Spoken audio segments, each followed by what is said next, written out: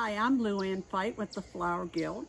Today I'm going to show you how to make an Advent candle wreath using materials from your yard. This is what we're going to be making today, and it's super easy and you will be amazed how quick it goes together. So let me just put this one over to the side. As you can see, I'm here in my garden. If you hear some noises, it's children playing in the background, which is always a good thing. So we will try to ignore the happy sounds of the children playing in the background. I also have my new puppy here with me, and you might also hear the new puppy barking once in a while. This is Duke. Hey, Duke.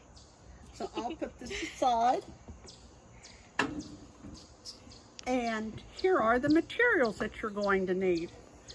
One candle ring. This is a 12-inch.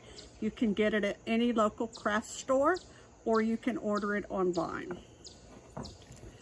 A pair of clippers. Another pair of clippers smaller. It doesn't matter which kind you use. You've got to have a pair of wire clippers. And some paddle wire. This is number 22. Again, it's available at hardware stores or craft stores, or again on the internet.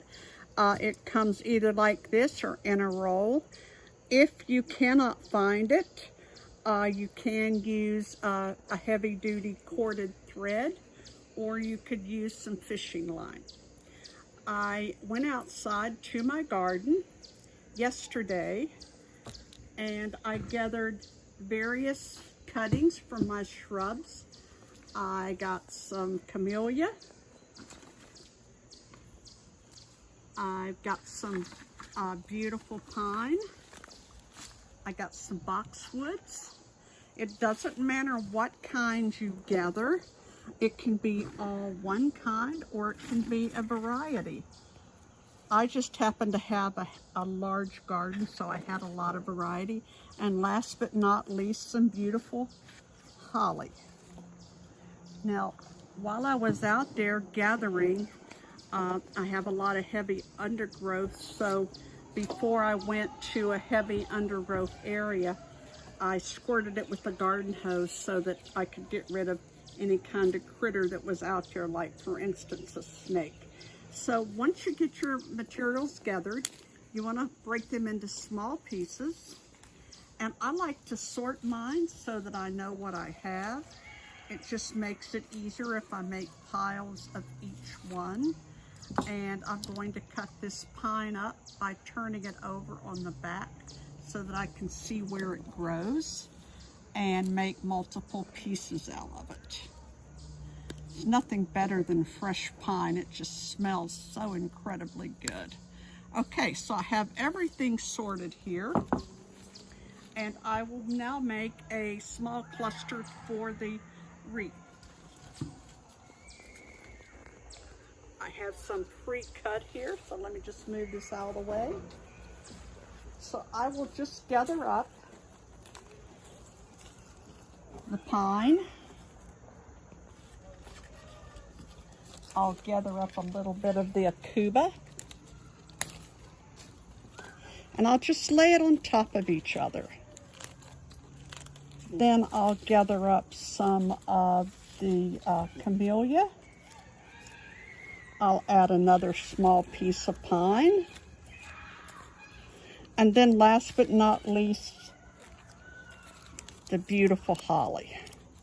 Now I pull the bottom leaves of it off, such as this. You don't want to make it too big, because if it gets too big, your wreath gets too big.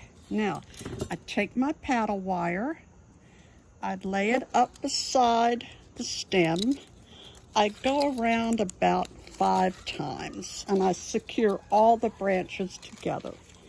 Then I make a special loop, sort of like this. I come back around, and I go through it. I pull it taut, and that secures it. So let me show you again how to do this. If you learn this way of tying things, nothing ever comes loose. So you lay a flat, let me just cut this off. So I can show you a better example. You take your wire, you lay it flat against the stems, you go around it about 5 times,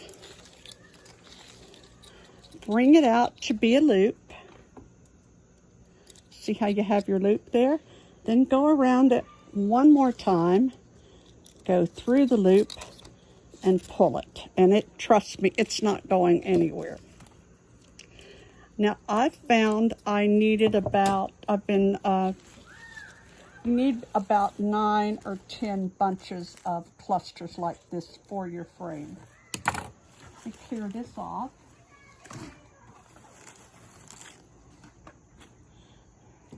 You're going to take your, after I cut my greenery, you have to hydrate it. And I cut mine yesterday. I used this type of flower food in the water. You just mix it according to the directions on the back. If you don't have it, it's okay, but it does make your greenery last a lot longer. And don't forget, it has to last for 4 weeks, so you want to hydrate it very well by using this flower food, putting it in water, and letting it soak overnight, or at least a minimum of 2 hours. That way your greenery is nice and fresh and will be long lasting. So now I take my wire and I have to attach it to the brim. So I go around about 3 times, okay? Just going to fold this down so that it doesn't stick any furniture. And then I'm going to knot it again using my special knot.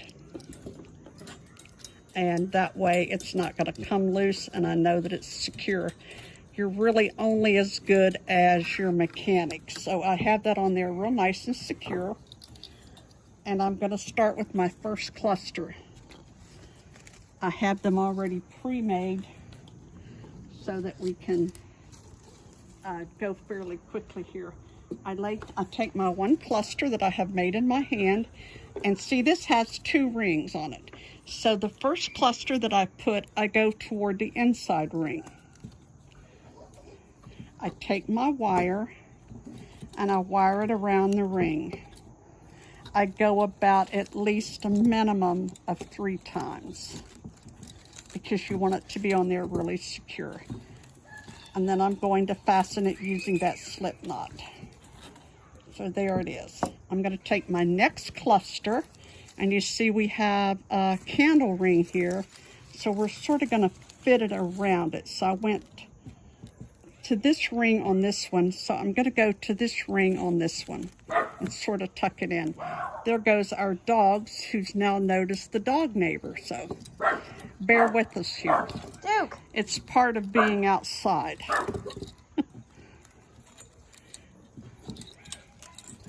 So that's twice. So here we go. Looks like I've slipped it inside this candle holder, so you don't want that to be in there. You want to get that out. So here we go. It's nice to be outside and hear the sounds of nature, of which we seem to have a lot right now. So here we go with the third one. And since I went to this side with this cluster, I'll go to this side with this cluster. And I just sort of work it around where the candle holder is.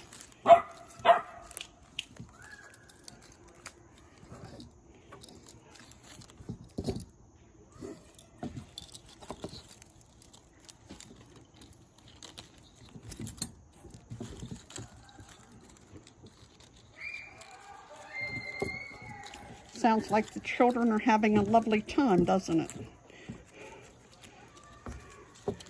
Duke is now here at my feet, so.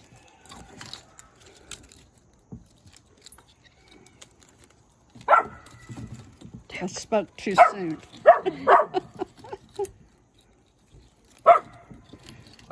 You know, you feel like this is a little bit awkward, but you eventually get the hang of it. And there's one nice thing about being a designer. you really are not going to make a mistake. This is just such an easy way to do this. There are really complicated ways to make Advent wreaths, but it doesn't need to be that complicated. It can be very simple, like this particular method is. I'm all for doing things the simple way. If it's not broken, so to speak, why try to fix it? I'm working today without a mask, but I am at my house. I'm socially distanced from my daughter who's filming this, and she is wearing a mask. So as I have this on here, I'm just tucking this in and going to the opposite side. If this gets in your way of going around the candle, just pull it off. You can, now we're being attacked by mosquitoes, seems like from the rain last night. Duke!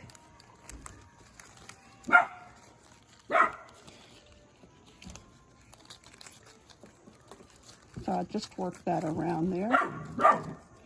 Come over here and attach it. See how this one's trying to come up in the air?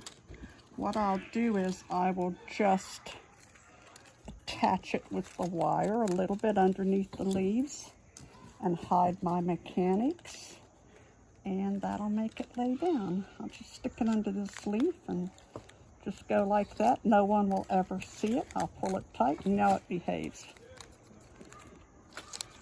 You have to learn to make your fabric, your fibers and your materials work for you. You're the one that's in control of them.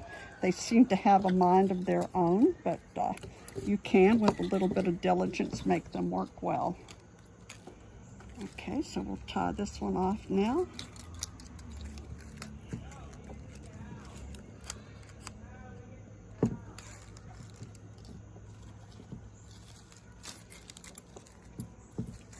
As you can see, when I made this one, it's a little bit long on the stem. So I'm going to take my cutters and cut it off. And I'm going to get into wire, so I'll have to use my wire cutters to trim off the excess wire. With the knot that we made, you're not going to have to worry about your bundle coming apart. If your shears and scissors, if you use them too much, they do have a tendency to get dull. So what you need to do is just get yourself a piece of sandpaper and cut them with some sandpaper multiple times, and they will sharpen up very nicely for you. I use mine so much, mine get dull very quickly, and that's what I've always done over the years, was just use a piece of sandpaper to tighten mine. All right, just about halfway done here. See how easy this is? It's just left and right and left and right, and before you know it, you're finished here. This, I think, is probably maybe the 6th bunch we put on. I'm not real sure. I haven't kept count of it, but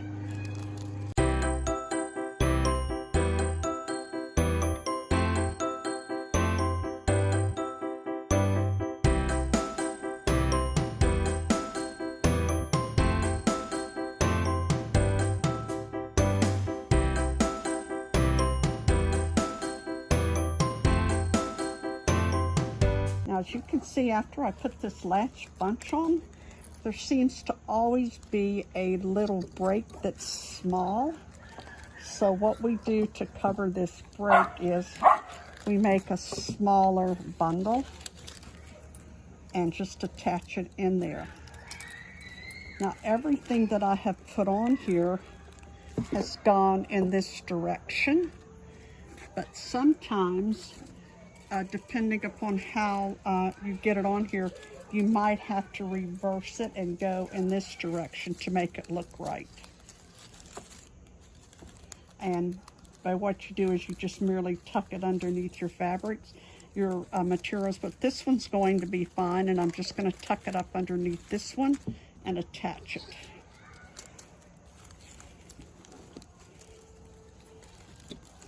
So we're all finished here. You have your Advent wreath made from materials that you found in your yard. If you don't have enough materials and you feel like you just have to have a certain thing, I'm sure you can find it at a local grocery store like Trader Joe's or one of those places. And just remember to hydrate it well. So we have our wreath here. And as you can see, it's all put together. It's not going anywhere. You can shake it. You can do a lot with it, and it's just fine. Now, if you find that this is too big for you, sticks out too much, you can always just trim it off, and you just pinch it off in the area where it grows, so that it doesn't look like you cut it straight off. Okay, so that takes care of the pieces that are sticking out. I think I sort of like it when it's real sort of wild looking. Let me get all this off the table here.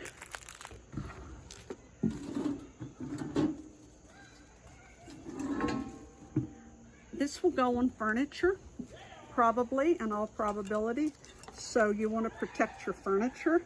This is just a serving tray that I happen to have in my house, so it fits perfectly. It could be a plate or a pie pan. Anything that you happen to have in your pantry works well.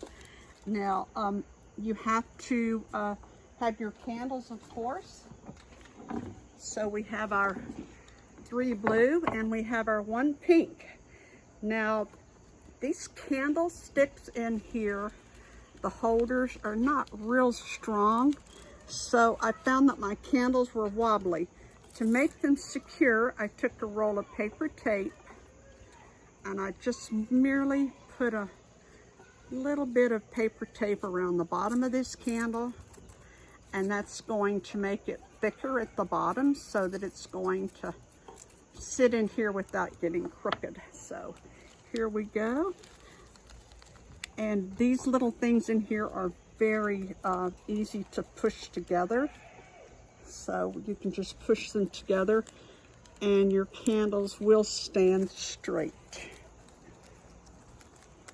If you can't find any of this tape, but again, it's available at any craft store, you could use a piece of paper towel, you could use a piece of cellophane saran wrap or something. So here we go. This is our Unity candle made from materials in your yard. And to keep it fresh, I would suggest that you occasionally mist it with water.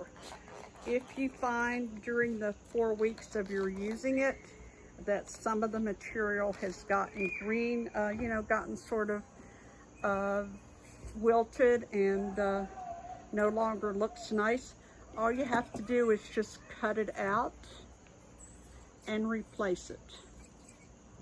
And all you do is just cut it out, put in some fresh, and wire it back in. So it's very easy to do. I'm not going to pick this up because I'll knock all the candles out. So here we have our completed Advent candle, and I hope you have a lot of fun as a family making yours.